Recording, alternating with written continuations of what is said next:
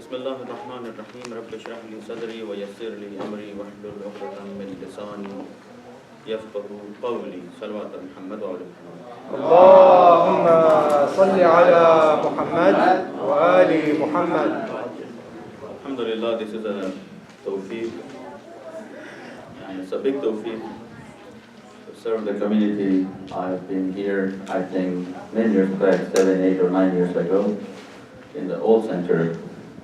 And when I saw Haj Abu Ayyub in airport, I recognized him. I said, "Oh, I know you, Haj Abu Ayyub." He said, "Yes, I know you as well." But yeah, we were missing since last 7, 8 years. He lost my contact, I lost his contact. So alhamdulillah. And then I remember a few other friends' names. I told him, this one, this brother, this one. I said, "Yeah, they're all here. Alhamdulillah." So alhamdulillah, said, "Barakah." I'm here again with this community of Ahlul Bayt, community of Rasulullah, and community of Quran, inshallah ta'ala. My brothers and sisters, in very short time, 30-40 minutes, this is the majlis especially for Sayyid Sajjadin, Imam Zainul Abidin alayhi salatu wassalam. Allahumma salli ala Muhammad wa ali Muhammad. Who is our Imam and who is an icon of taqwa, icon of ibadah, icon of worship of Allah subhanahu wa ta'ala. So if this is the quality of our Imam, so now we know very well what should be our identity and how we should be known among others. This is the point. Anbiya alayhi salatu wasalam, they came to this world to guide people, to help people. And people, they're busy with the dunya, which is called dunya daniya, very worthless dunya. They said no to Anbiya. Always. None of them. To Janab Adam, to Janab Ibrahim, to Janab Ismail. And the reason is because we have been created based on two things, which is aql and desires. Aql, intellect, desires, shahwa. So basically we have few kind of creation of Allah subhanahu wa ta'ala. Malaika, angels, they're all aql, intellect, that's it, no desires. They're animals, they're all desires, there's no intellect. There's no intellect in animal. Tigers, lions, hyenas, they don't do politics. They live together, they love together, each other. Very simple. Malaika, they're all intellect, aql. They respect each other, they love each other. So Malaika, animals, we are in between. We are a combination of aql, intellect, and desire, shahwa. Clear? If this is clear, we move forward. Okay. Sallu ala Muhammad wa ala Muhammad. Allahumma salli ala Muhammad wa ali Muhammad. So we are a combination of intellect and desires. Okay. Allah has given to us aql and desire. Both aql and desire, both. It's all like knife. If you give this knife to your wife, she's going to cut the veggies and cook the food for you. I mean, in these days, alhamdulillah, men, they also cook for the wife, so this is a different thing. But if you give this knife to the wife, they're going to cook food for you. But if you're going to give this knife to the small kid, he's going to cut his hand, he's going to cut your hand as well. So we have to be careful. Desires, they're just like knife. If we use desires, if we use these desires in our... Assalamu alaikum wa rahmatullah. Bismillah, Sheikh Ammar. Bismillah.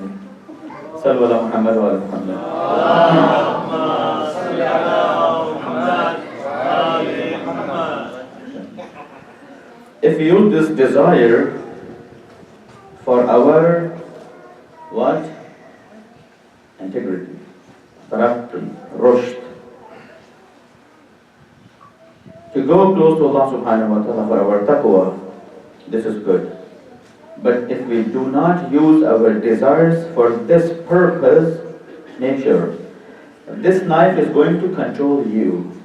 And this knife, this desire is going to take us towards shaitan, towards Iblis. You got this point? Okay, what is the difference between Iblis and angels? Angels, they said yes to Allah subhanahu wa ta'ala. But Iblis at the end he said no. Aba was takbara. Quran says. He said, I'm saying no to you, O God, because I am superior than whatever you created. No to God. Why he said no to God? Just because of his desires, his shahwa. So if we are going to be in control of desires, we are going to move towards Iblis, towards shaitan. But if we control the desire in our control, and we use this power, this energy to move towards Allah subhanahu wa ta'ala, then we can go higher than angels. Higher than angels. And this is natural. We have in Ba'al Hadith, Ma'asumin alayhi salatu wasalam, where it then said, Ulama'u, Ba'adu ulama'u ummati, from Rasulullah, بعض علماء أمتي أفضل من أنبياء بني إسرائيل. We have this hadith from Rasulullah. Some scholars of my nation, my ummah, Ummat Rasulullah, they are better than Anbiya of Bani Israel, prophets of Bani Israel. And this is fact. And this is fact. Let me give an example. Janab Nuh, salamun alayhi, he lived almost 1,000 years.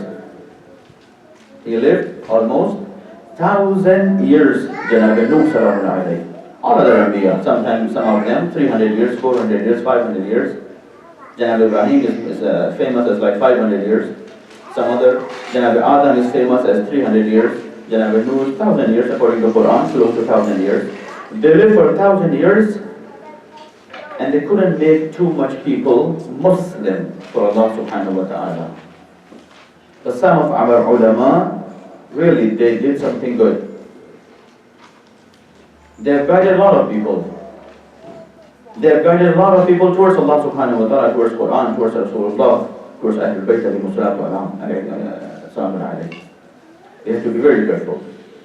So, we have power to go high and become more better than angels. How is it possible? How is it possible? There was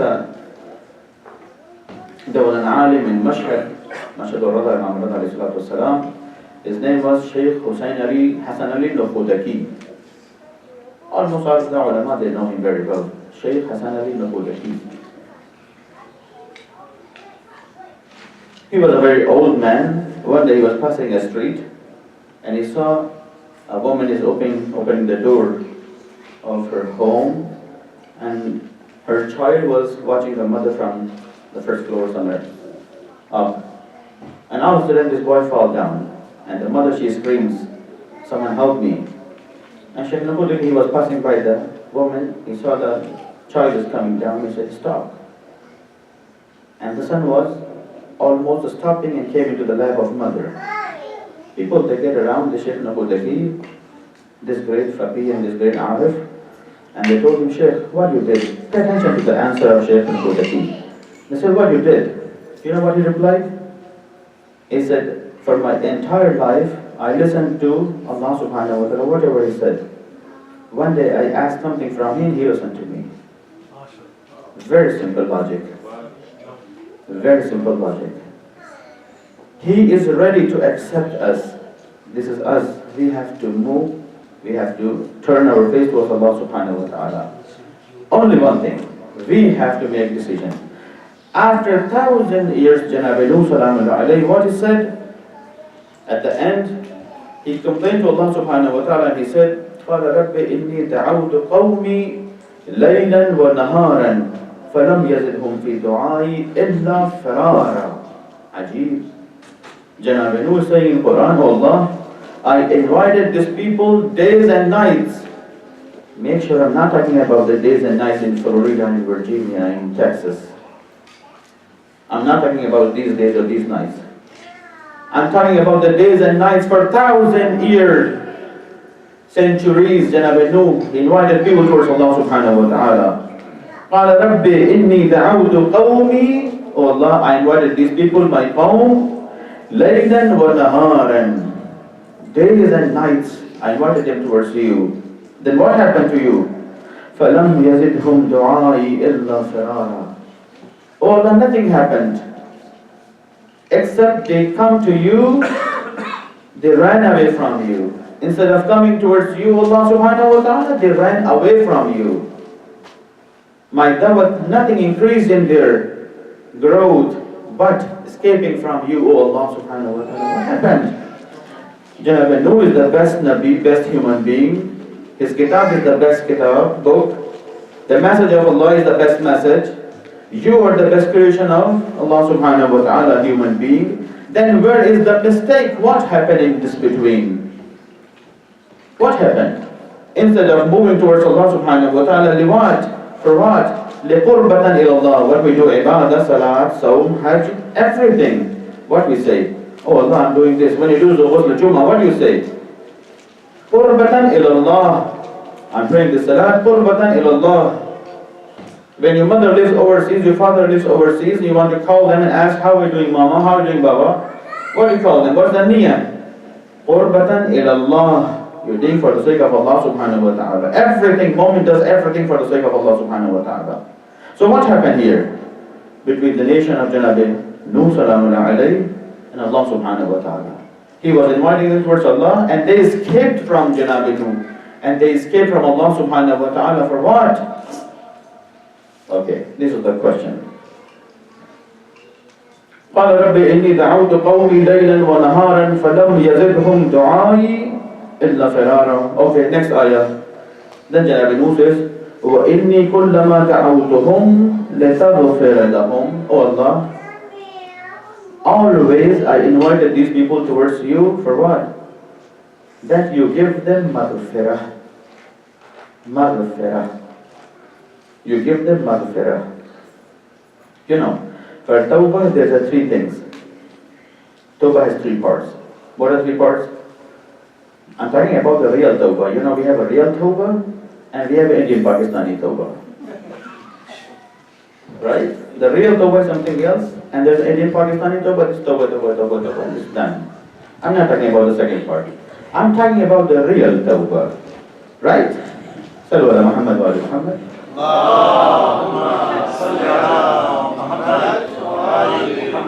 Real tawbah means I make a deal with Allah subhanahu wa ta'ala. Say, oh Allah, I'm not going back to that dunya with the world of sin. I stopped. No more way towards sin. Number one. Part one. Part two, the mess you have created in past times, now you have to fix everything. Do your best. I'm not saying you have to, but you have to try your best. This is the point. So tawbah two part, and then what is the third part? Allah is going to give you maghfirah. He will forgive you. A, B, C. So make sure. Real tawbah, not the Indian Pakistani tawbah. Good. Two, clean your mess. Number three, ask forgiveness from Allah subhanahu wa ta'ala. Three things. Janab Nuh said, I'm not going in detail in this part because this is another type of discussion. وَإِنِّي كُلَّمَا دَعَوْتُهُمْ لِتَغْفِرَ لَهُمْ. Oh Allah, anytime I wanted to try, grab them, give them da'wah, your invitation to these people, for what? لِتَغْفِرَ لَهُمْ. Then you can give maghfirah to these people. You can forgive these people. That means what? They have to bring iman, first of all, and then they have to do tawbah. They are not going to return to that world of sin. And then they have to create the mess they have created when they were doing these things. And then you are going to give them maghfirah. I tried to give them this gift, but they denied to me. Okay, Janab Nuh, give me the reason. You lived 1,000 years with these people, and they said no to you. What is the reason? Janab Nuh says, few things. Pay attention very carefully, just for 30 minutes. And you are done, inshallah. Then Nabi says, وَإِنِّي كُلَّمَا دَعَوْتُهُمْ لِتَغْفِرَ لَهُمْ جَعَلُوا إِصَابِعَهُمْ فِي آذَانِهِمْ. Number one. وَاسْتَغْشَوْا ثِيَابَهُمْ. Number two. وَأَسَرُّوا. Number three. وَاسْتَكْبِرُوا إِسْتِكْبَارًا. Oh Allah, they denied to you. They said no to you because of few things. What are the few things? Number one, وَجَعَلُوا إِصَابَعَهُمْ فِي آذَانِهِمْ. The first thing, when I was inviting to them, these people, they put fingers in their ears like this. They said, I'm not going to listen to them. I'm not going to listen to this Nabi of Allah subhanahu wa ta'ala. Be very careful. Be very careful. We are going, I'm sorry I'm telling this is not the good news, but as soon as we are moving towards Sahib al-Zaman, Akhir al-Zaman,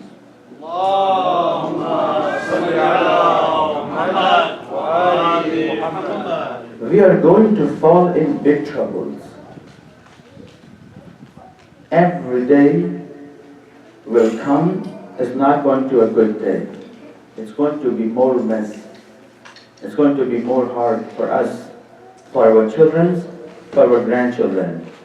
Stay strong with your faith and Iman and with your good deeds. Iman and good deed together.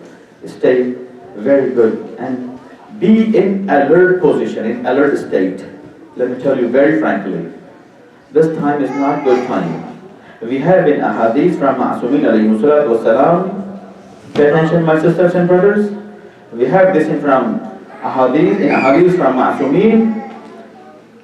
In the time before Sahib al-Zaman, people, they will run away from the scholars. People, they will run away from the scholars as sheep, they run away from wolves. And this is the news. Stop. What happened in the time of Yazid? Into the time of Imam Sajjad alayhi salatu wasalam. Pay attention. In 61 Hijrah, Karbala happened. 62 not. In 63 there was a big qiyam in Medina and the people, they were all slaughtered by Yazid. Not 64 and 65. There was a qiyam in Kufa, in Iraq, and all of them, they were slaughtered by Yazid. Why you people do not stood up with Hussain ibn Ali 2-3 years back? What happened to you people now? Stay with your Imam. When your Imam is not with you, stay with the representatives of your Imam, ulama, and be away from those that are not scholars. Otherwise you are going to be in big trouble. Into the time of Imam Sajjad alayhi salatu wasalam, Imam Sajjad used to live out of the Medina into the suburbs, 30-40 miles away from Medina. Imam of Shi'ayan living outside of Medina. And Yazid established more than 2,000 majalis for Imam Hussain alayhi salatu wasalam into Mecca and Medina. Subhanallah. And people appointed by Yazid, they are giving lectures in majalis throughout the cities. And Imam Sajjad is alive and living outside Medina. What's going on? What's going on? A person came to Imam Musa Kazim alayhi salatu wasalam. He said, "Yeah, Imam Kazim, stand up, do qiyam." I said, "Why? How can I do qiyam?" It's thousands of people, they're waiting for you. If you do qiyam, they're all going to join you. Imam said, "How many?" He said, "Thousands." Imam said, "Thousands?" He said, "Yeah, Imam, not thousands, tens of thousands people." Imam said, "Tens of thousands?" He said, "No, not only 10,000. The whole city, all cities, they're waiting for your qiyam." SubhanAllah. Imam held his hand, took him outside to the door. There was a few sheep, 17 or 18 maybe, something like that. Imam said, "If I have in this amount Shia, I will do qiyam. If I have in this amount Shia." Okay, who are these Shia? And then Imam said, "They can understand our mission of Imam."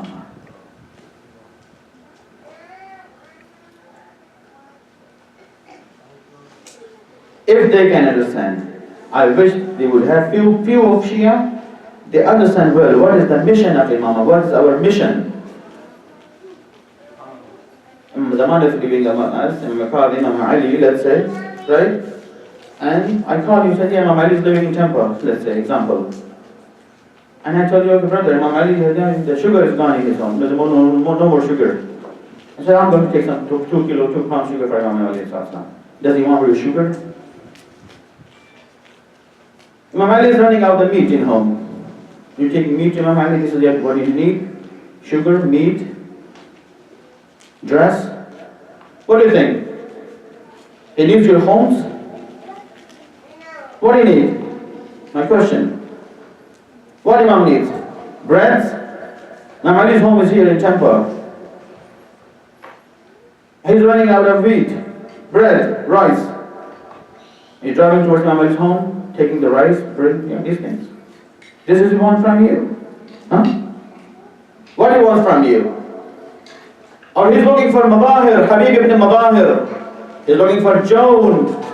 He's looking for Malik Ashtar. He's looking for Salman Farsi. He's looking for Abu Zar. Why Sahib al-Islam Zaman is not coming to join us? Why we are all alone without our Imam? What is the problem here? What is the problem? Where we are? Where is our Imam? You know what does it mean? Adrikna ya Sahib al-Zaman. What do you mean? When you say Adrikna means what? Adrikna ya Sahib al-Zaman does not mean Imam give me a call, I want to talk to you. No. Imam text me. Answer my text. This is not Adrikna. Adrikna means I'm drowning. I'm almost about to die. Hold my hand. Do we have this feeling? I don't think so. I don't think so. If we do not have this feeling, then why we say Adrikna ya Sahib al-Zaman? We are lying to Imam al-Zaman alayhi salam. We are lying to Sahib al-Zaman. We are just like people of Kufa writing to Janab Imam Hussain, come to us, join us. And then we are going to leave him alone? Are we like people of Kufa? Calling Imam al-Zaman, Adrikna ya Sahib al-Zaman, come to us, and then no, sorry Imam al-Zaman, I cannot come to join you because tomorrow I have job, I have business, my wife is sick, my kid is sick, my husband is sick.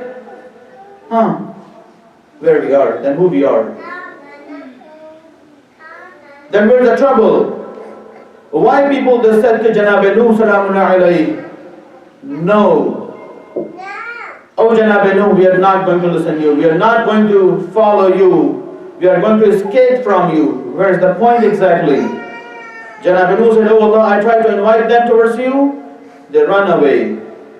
When I was inviting them towards you, Allah, they put the fingers in their ears. They said, we are not going to listen to you. Listen to the message of Allah subhanahu wa ta'ala, my brothers and sisters. Listen to the message of Allah subhanahu wa ta'ala. We have to listen to the message of Allah.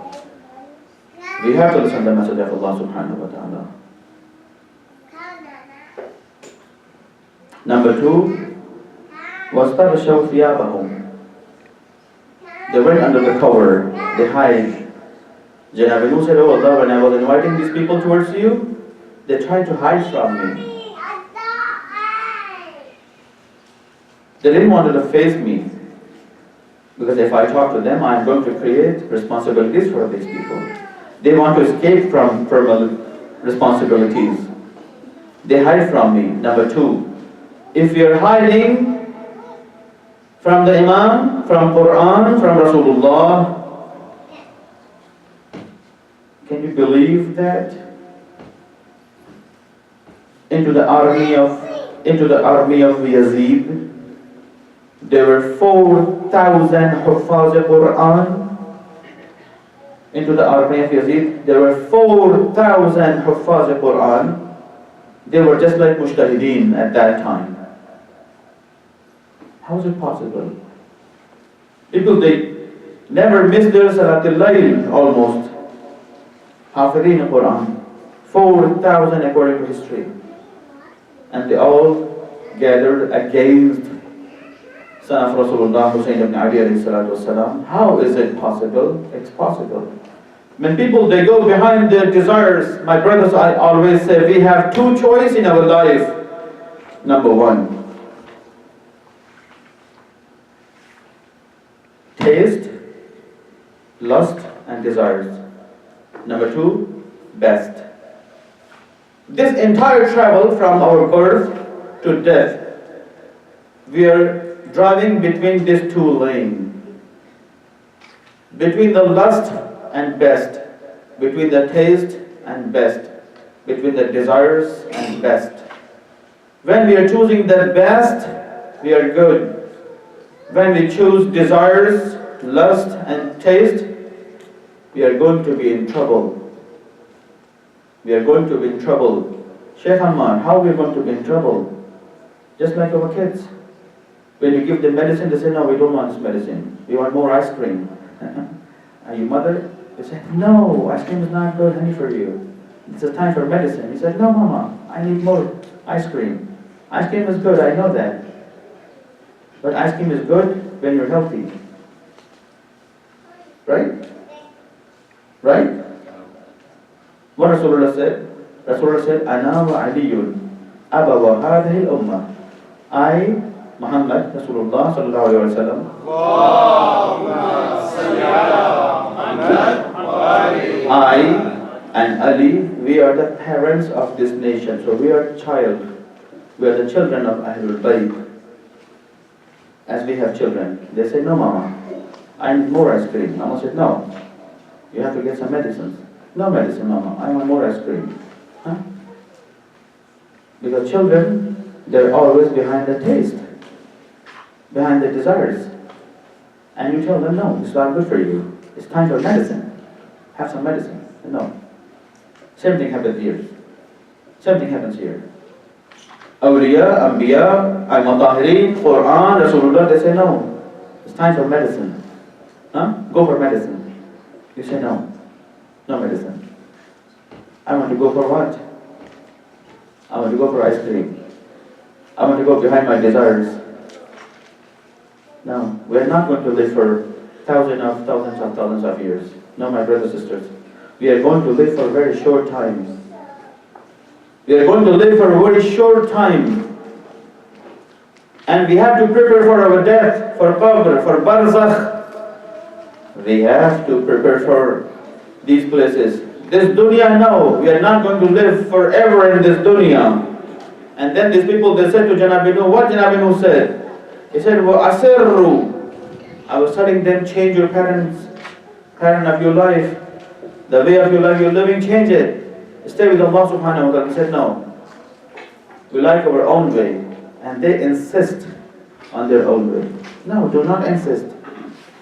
When Rasulullah and Ahlul Bayt, they're calling you for something, say yes. Go towards them. Listen to them. Follow to them. This is the way. This is the pattern.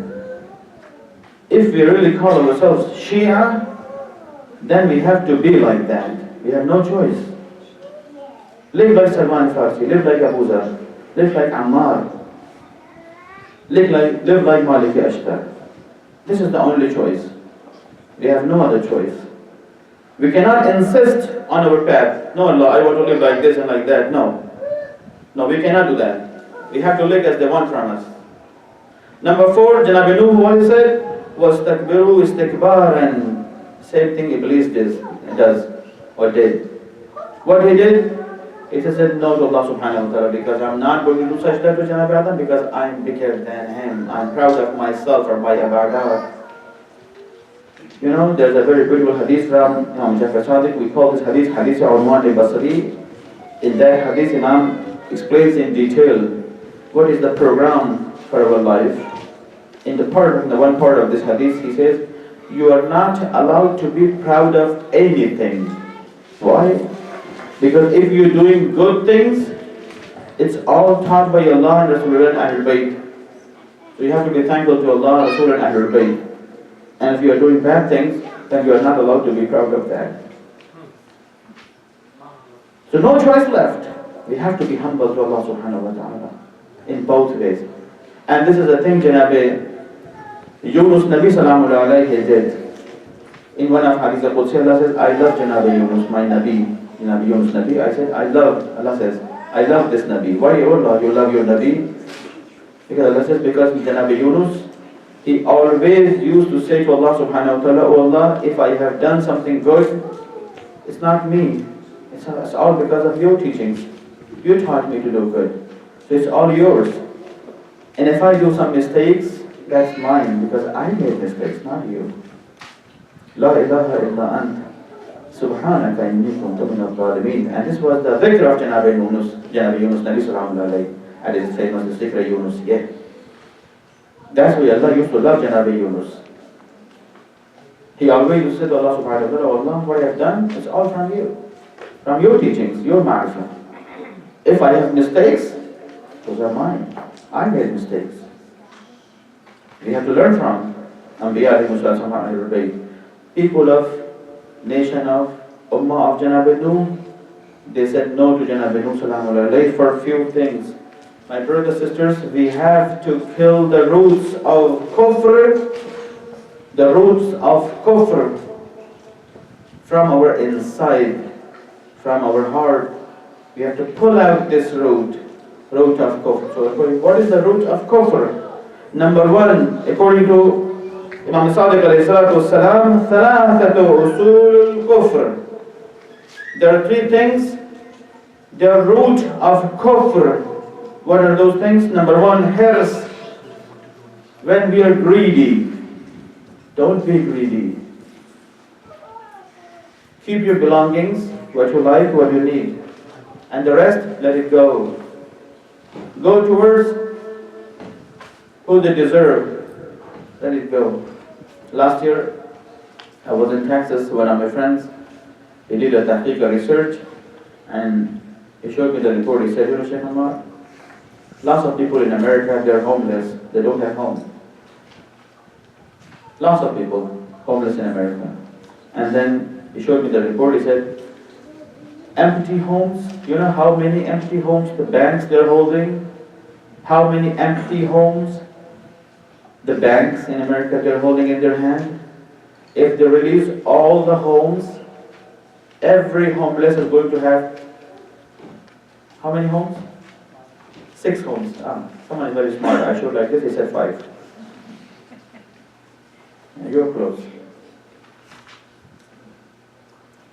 This is shaitan. Very simple. Don't be greedy. Don't be greedy. Have what you need. Keep what you deserve. And the rest, let it go. Homeless people in America, lots of people. Lots of. If the banks they release all the homes, every homeless is going to have 6 homes. But they're still keeping the homes. This is dunya. Hirs. This is the root of kufr. Be very careful. Number 2, wal istikbar, takabbur. Takabbur. When you think you are the best of others, you are the best of best.